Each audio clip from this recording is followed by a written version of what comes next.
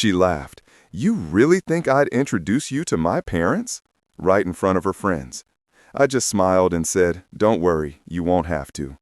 Then I walked away without another word. Later that night, her best friend sent me a message that made me sit up straight. A quick favor for the channel.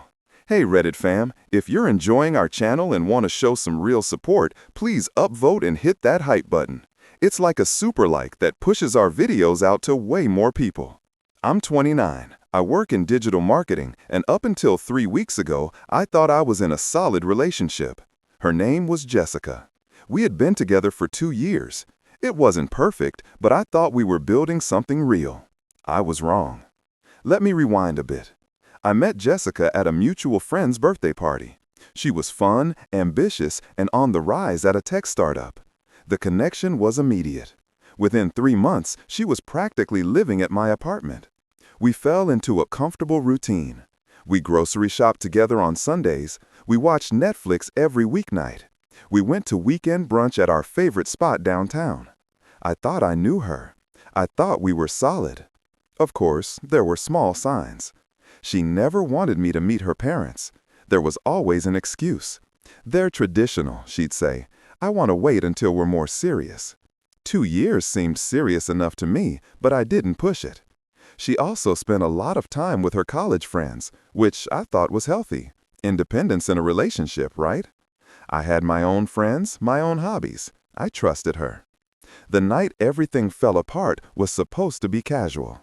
Jessica invited me to meet her at a trendy downtown bar where she was with her college friends. I had met a few of them before, but this was a larger group, about 7 or 8 people. I arrived around 8 p.m. and found her sitting at a table in the back, surrounded by several women and one guy I didn't know. She waved at me. She didn't stand up, didn't kiss me, just waved. First warning sign I ignored. I sat in the empty chair next to her, ordered a bourbon on the rocks, and tried to jump into the conversation. They were talking about a trip they had taken to Miami the year before. I obviously wasn't there. Jessica had told me it was a girls' trip, and I had even encouraged her to go. I helped her book the flight.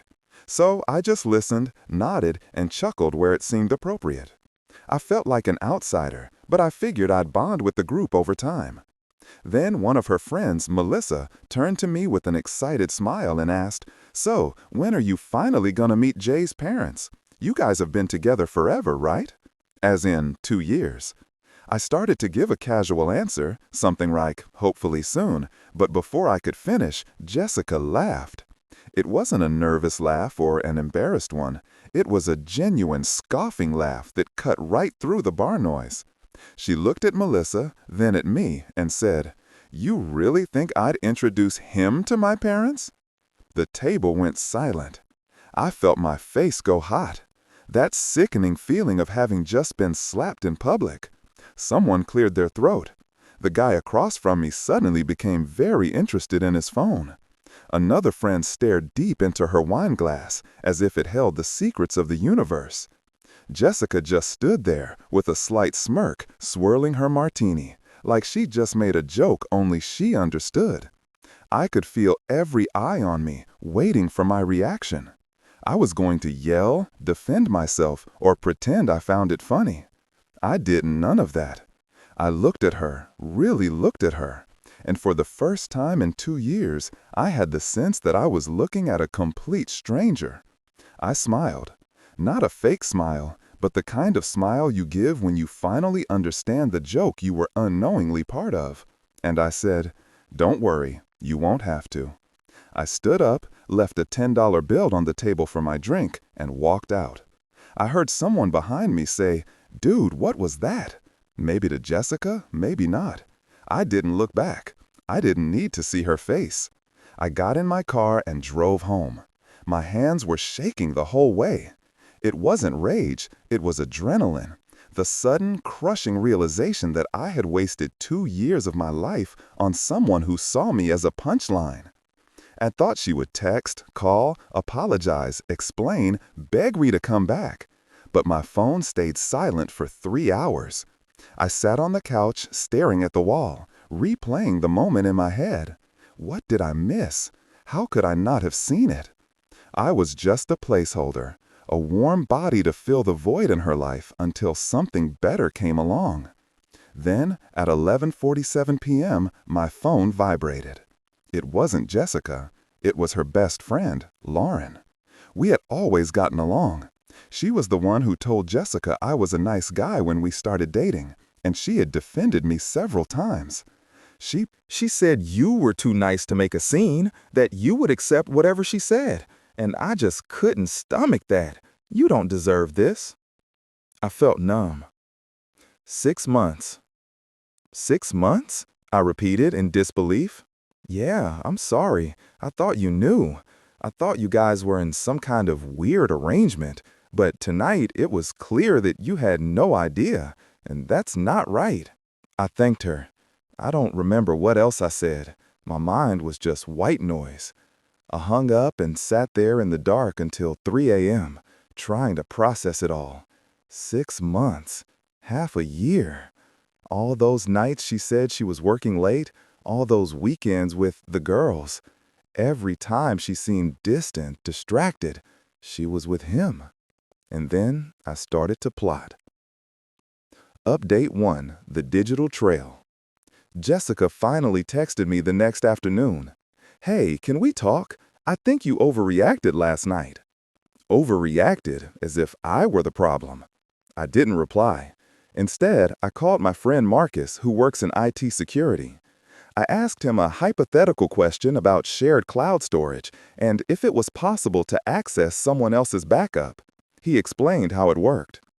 It turns out Jessica and I had been on the same iCloud family plan for over a year, her idea, ironically, to save money. This meant I technically had access to her photo backups if I knew the login, and I did. She had used my laptop hundreds of times, and the password was saved. I'm not proud of what I did next, but I was hurt, I was furious, and I needed to know the truth. I logged into the account, and there it was. Hundreds of photos, her and this Connor. Trips I thought were with coworkers, romantic dinners, hotel rooms with rose petals on the bed. There was even a photo of the two of them taken 2 months ago, apparently at his family's lake house. They were wearing matching Christmas sweaters, his arm around her waist and her leaning into him with that smile that used to be mine. A wave of nausea hit me. I downloaded everything. Then I logged out and cleared the search history like I had just committed a crime. She called me that night. I didn't answer. She left a voicemail. Her voice was sweet, almost impatient. Look, I'm sorry I embarrassed you. I was drunk and an idiot. Can we please talk? I miss you. I texted back. We can talk tomorrow. Coffee at Broden's at 2 p.m. She replied instantly. Okay, thank you. I love you. I stared at those 3 words. I love you. Did she? Did she ever? I didn't reply. Update 2, the confrontation. She showed up 15 minutes late, wearing the blue summer dress I had bought her for her birthday. She sat across from me, smiling like nothing had happened, like she hadn't humiliated me in front of her friends, like she wasn't living a double life.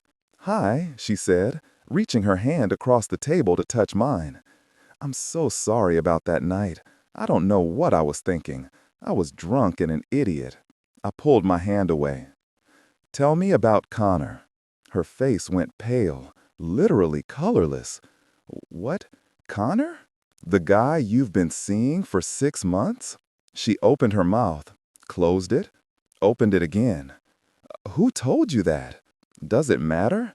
It's not what you think, she said, and I almost laughed because that's what they always say. We're just friends.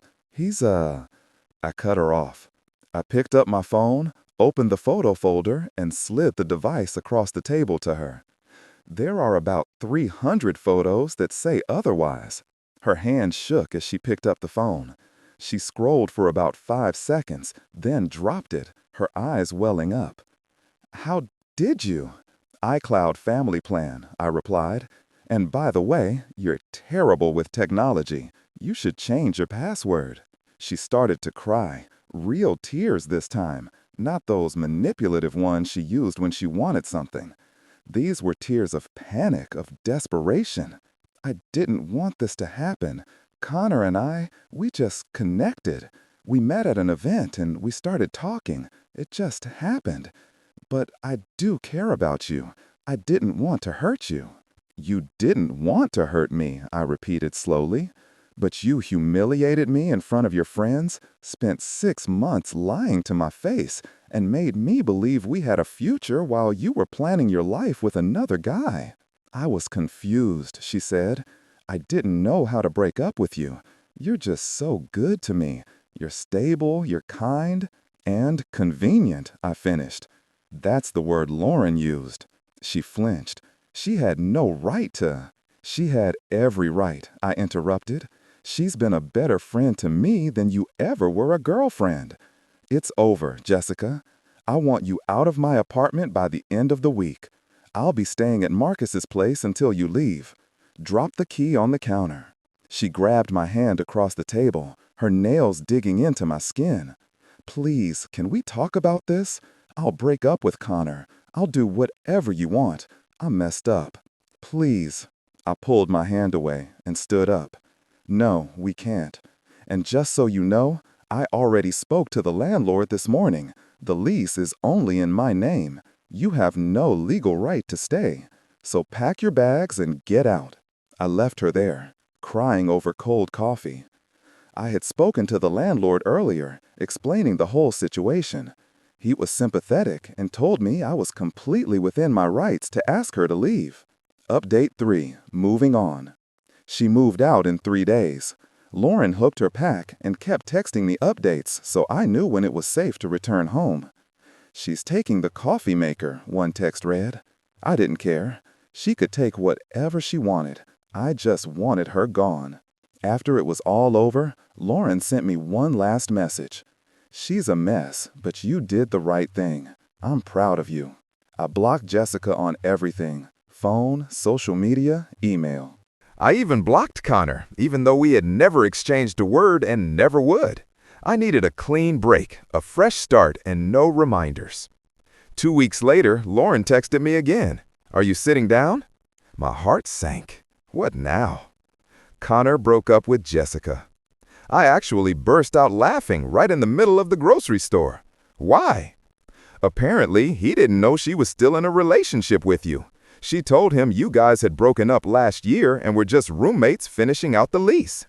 When he found out the truth, I think someone in our group told him, he flipped out, called her a liar and a cheater, and blocked her on everything. Karma, I replied, and that's exactly what it felt like. There's more, Lauren said. She tried to move back in with her parents. They kicked her out. What? Why?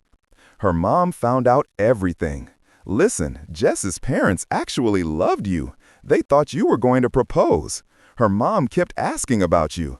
When they found out what Jessica did, her mom said she was ashamed to call her daughter. She said she didn't raise a cheater and a liar.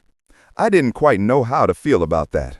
Part of me felt vindicated, like the universe had finally balanced the scales.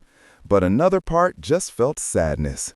Sadness for the time I wasted. Sadness for the person I thought she was. Sadness for the future I imagined that will never exist. Final update, moving forward. It's been 3 weeks since I walked out of that bar. Jessica is apparently crashing with Melissa now, the same friend who asked the question that started everything. I heard through Lauren that she's been trying to contact me through mutual friends, asking if I'd give her another chance, saying she's learned her lesson and grown as a person in 3 weeks. I won't. Last week, I went on a date with someone new. Her name is Raquel. We met online. She's a 4th grade teacher, loves hiking, and has a pointer named Pepper. On our first date, we talked for 3 hours until the restaurant closed. On the second date, she asked me, "So, when do I get to meet your friends? I want to meet the people who are important to you." I smiled and replied, "Whenever you want." She squeezed my hand across the table and said, "Good answer." I'm not totally healed yet.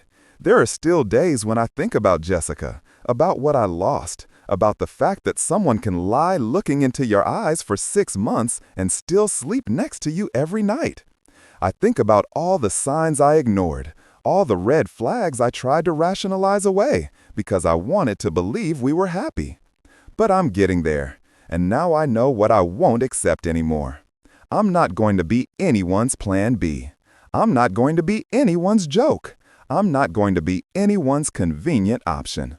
Yesterday, Lauren told me Jessica has been posting cryptic Instagram stories, quotes about losing the one you love and regretting your choices if I could go back in time. I haven't looked, and I don't need to. That chapter is closed. I'm moving on. I'm building something new. If this story grabbed you, please hit the upvote button and give the video some hype. It helps the channel reach way more people. Reddit comment of the day. 3 weeks to grow as a person. Impressive. She must have taken an intensive moral consciousness course. Glad you got out, OP.